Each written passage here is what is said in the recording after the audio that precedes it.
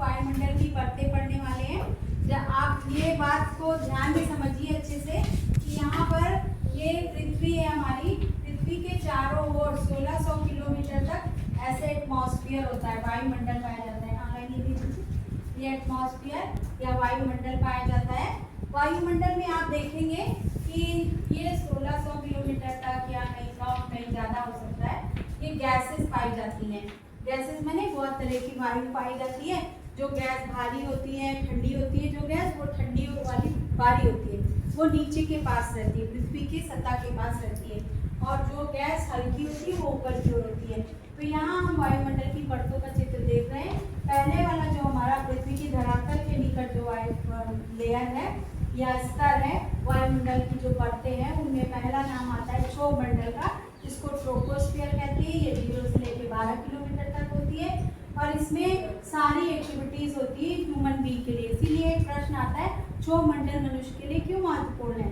तो आप बता सकते हैं क्षोभमंडल, यहाँ सूर्य से संबंधित सारी क्रियाएं होती हैं, बादल बनते हैं, इवैपोरेशन होता है, वाष्पन होता है, और सबसे प्रमुख क्या है, यहाँ भूधरातल है, समुद्र है, साथ साथ में ऑक्सीजन है। ये ऑक्सीजन इसकी सबसे बड़ी विशेषता है, ऑक्सीजन पाई जाती है, इसीलिए ये मंडल सबसे महत्वपूर्ण है मनुष्य के लिए और जीवन के लिए भी। दूसरी लेयर जो आती है इसको कहते हैं समताप मंडल या स्ट्रेटोस्फीयर। 12 किलोमीटर से 50 किलोमीटर तक ये वायुमंडल पाया जाता है। इसकी सबसे बड़ी विशेषता क्या है, O3। ये एक ऐसा क्षेत्र है जहाँ पर पतली लेयर्स पाई जाती है और यहाँ हवाई जहाज उड़ाया जा सकता है, हाइड्रोजन बैलून उड़ते हैं। और O3 इसे सुरक्षा कवच भी कहते हैं। ये एक ऐसी गैस होती है जो पराबैंगनी किरणों को अंदर आने नहीं देती, या इसे अल्ट्रावायलेट रेस कहते हैं।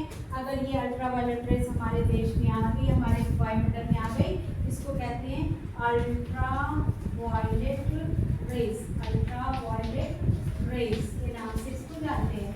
अगर ये अल्ट्रावायलेट रेस हमारे अंदर पृथ्वी के वायुमंडल में आ गई तो इससे ग्लोबल वार्मिंग होती है। क्या होता है, ग्लोबल वार्मिंग होगी बड़े स्तर पर, और जितना भी बर्फीला क्षेत्र है वो पिघल जाएगा और समुद्र में आ जाएगा, समुद्र का जल स्तर बढ़ जाएगा। साथ साथ में हमें स्किन कैंसर जैसी बीमारियां भी हो सकती हैं। तो इसको बचाना बहुत जरूरी है। ओजोन जो है वो बहुत महत्वपूर्ण गैस है, लेकिन आज हमारे कुछ एक्टिविटीज से इसकी गैस में छेद हो गया है और ये नॉर्वे के पास ये छेद देखा गया है वैज्ञानिकों के द्वारा, उसको भरने की कोशिश की गई है। तो अगर ये छेद हो जाएगा तो अल्ट्रावायलेट रेस हमारे बीच आ जाएगी। और आज देख रहे हैं तापमान कितनी तेजी से बढ़ रहा है, तो ये ऐसी गैस कुछ निकलती है, उस गैस को कहते हैं CFCS gases. CFCS gases, chlorofluorocarbon gas कहते हैं इसे। क्लोरोफ्लोरोकार्बन गैसेस जो होती हैं वो बहुत ही खराब गैस होती हैं। ये स्पेशली AC से निकलती हैं। क्लोरोफ्लोरोकार्बन, इसका नाम क्या है, क्लोरोफ्लोरोकार्बन, और ये AC से निकलती है। फिर आपका रेफ्रिजरेटर में भरी जाती है तो इससे भी निकलती है, और भी बहुत सारी उद्योगों में भी इसका इस्तेमाल होता है। इसलिए हमें इसका प्रयोग कम से कम करना चाहिए ताकि हम ओजोन को बचा सकें। प्रकृति का हमें सहारा लेना चाहिए। हमें एक AC में जितना हमें ठंडक मिलती है उससे कहीं ज़्यादा ठंडक हमें पेड़ पौधों से मिल सकती है, इसलिए हमें वृक्ष लगाने चाहिए। तीसरा मंडल जो आता है ये 50 से 80 किलोमीटर, इसे उल्का पिंड यहाँ स्पेशली पाया जाता है, इसे मेटेरियोराइट्स कहते हैं, और इस पिंड या इसे परत का नाम है मध्यमंडल, या इसको मेसोस्फीयर कहते हैं। 50 किलोमीटर से 80 किलोमीटर। वायुमंडल में आते ही ये मेटेरियोराइट्स या उल्का क्या होती है, जब पृथ्वी बन रही थी उसमें छोटे छोटे कण जो बच गए वो जैसे घूमते रहते चंद्रग्रहिकाओं के रूप में, और जैसे ही भारत के पृथ्वी के वायुमंडल में प्रवेश करते हैं वो बहुत तेजी से बर्न होने लगते हैं, जलने लगते हैं। इसीलिए ये उल्का पिंड यहाँ गिरते हैं, और कहीं कहीं पर ये गिरते जहाँ वहाँ बहुत क्षति होती है, बहुत बड़ा गड्ढा बन जाता है, कहीं पर हानि भी होती है, कहीं हानि नहीं भी होती है। ये बहुत पुरानी चट्टानें होती हैं, और बाद में अमेरिका वगैरह में तो इसको क्या करते हैं, लोग बेचते हैं, और इसमें देखते हैं लोग कि अंतरिक्ष में कैसी चट्टानें होती थी पुराने समय में, उसके बारे में साइंटिस्ट लोग रिसर्च भी करते हैं। आपने देखा अभी कैप्सूल आया था, कितना बड़ा कैप्सूल आया है। इस कैप्सूल में अंतरिक्ष वैज्ञानिकों के लिए ऐसी कुर्सी बनी हुई थी, इस पर बैठकर आए। क्यों? क्योंकि वायुमंडल में जब प्रवेश करते हैं तो उसका टेम्परेचर 3000 सेल्सियस से भी ज़्यादा बढ़ जाता है, केल्विन हो जाता है। तो इसको क्या करते हैं कि इसकी जो कैप्सूल की जो लेयर्स होती है वो बहुत हार्ड स्ट्रॉन्ग बनाई जाती है अलग अलग मटेरियल से और इन अंतरिक्ष यात्रियों को बचाने के लिए। अभी आपने देखा कौन सा अंतरिक्ष यात्री उतरा था? शुभांशु शुक्ला। भारत का कौन? शुभांशु शुक्ला। और कौन सी महिला उतरी अंतरिक्ष से? सुनीता विलियम्स। कौन सी उतरी? सुनीता विलियम्स, जो कुछ दिनों के लिए गई थी लेकिन वो कई दिनों तक वहाँ कई महीनों तक रही। तो कल्पना चावला का जो कैप्सूल था उसमें यहाँ से लीकेज हो गया और ये बर्न हो गया, वो मर गई, खत्म हो गई। लेकिन सुनीता विलियम्स को आसानी से उतारा जा सका।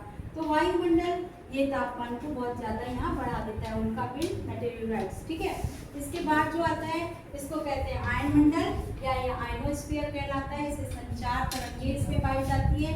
अब इस संचार तरंगों के माध्यम से हम एक स्थान से दूसरे स्थान समाचार भेज सकते हैं, टीवी देख सकते हैं, अपना मोबाइल रेडियो काम करता है। अगर ये संचार माध्यम ना हो तो हम कोई भी आवाज़ को यहाँ से वहाँ नहीं सुन सकते। तो इस तरह से आपने देखा ये संचार माध्यम, ये संचार तरंगें हमारे लिए महत्वपूर्ण होती है। किस मंडल में पाई जाती है? आयन मंडल में, इसको कहते हैं आयनोस्फीयर। इसके बाद सबसे आखिरी आता है बहिर्मंडल, 400 से 800 या अनलिमिटेड भी होता है। ये यहाँ पर जितने भी ये उपग्रह है, सैटेलाइट है, वो यहाँ खुल जाते हैं और इस तरह से ये घूमने लगते, काम करने लगते हैं। जो हमारा रॉकेट होता है वो इसके कारण, यहाँ पर देखेंगे कि यहाँ वायुमंडल जब यहाँ समाप्त होने लगता है तो इसकी ग्रेविटेशनल फोर्स यहाँ खत्म हो जाती है। यहाँ इसको बाहर निकालना, सैटेलाइट को ऊपर तक पहुँचाना एक डिफिकल्ट टास्क होता है। इसीलिए इसके लिए रॉकेट का इस्तेमाल होता है उपग्रह को ऊपर पहुँचाने के लिए। जैसे यहाँ देखिए, एक बार सब लोग मान लीजिए एक PSLV होता है, आपने देखा ऐसा स्टैंड होता है, उसमें रॉकेट को खड़ा कर दिया जाता है और उसको छोड़ने के लिए यहाँ पर ऐसा एक रॉकेट होता है। रॉकेट का ऊपर वाला जो हिस्सा होता है सिर्फ वही ये उपग्रह या सैटेलाइट होता है। ठीक है, इसमें भी ईंधन होता है, इस वाले में भी ये ऐसे पेड़ से कसा होता है, फिर नंबर लिया जाता है और फिर ये उड़ता है। इसमें भी ईंधन होता है, ईंधन यानी फ्यूल, इसमें भी ईंधन होता है। और फिर क्या होता है, ये ईंधन बर्न करता है। जब हम इसको स्टार्ट करते हैं तो ये इसका इतनी फोर्स लगानी पड़ती है इसको एटमॉस्फेयर की ग्रेविटेशनल फोर्स को तोड़ने के लिए कि इस ईंधन जलकर खत्म हो जाता है, ये पोर्शन जलकर गिर जाता है। फिर ये स्टार्ट होता है जलना, फिर ये भी खत्म हो जाता है गिरकर और फिर जाकर वायुमंडल में इसको छोड़ देता है और फिर अपने आप सैटेलाइट खुल जाता है, घूमने लगता है। इसमें बहुत सारे कैमरे, सेंसर, मशीनें होती हैं जो तरह तरह की इंफॉर्मेशन हमको भेजती रहती है। ठीक है, तो इस तरह आपने देखा ये बहिर्मंडल है, ये गुरुत्वाकर्षण से मुक्त होता है। गुरुत्वाकर्षण ग्रेविटेशनल फोर्स कहते हैं, जो पृथ्वी की चुंबकीय शक्ति होती, ताकत होती है जो अपनी ओर सबको खींचती है। गुरुत्वाकर्षण बल की खोज किसने की थी? Newton, sir Isaac Newton. ठीक है, तो ये हमारा इसमें 5 लेयर्स है। कितनी लेयर्स है? 5 लेयर्स हैं। जल्दी जल्दी मेरे साथ एक बार बोल दीजिए। क्षोभमंडल, ट्रोपोस्फियर, समताप मंडल, स्ट्रेटोस्फियर,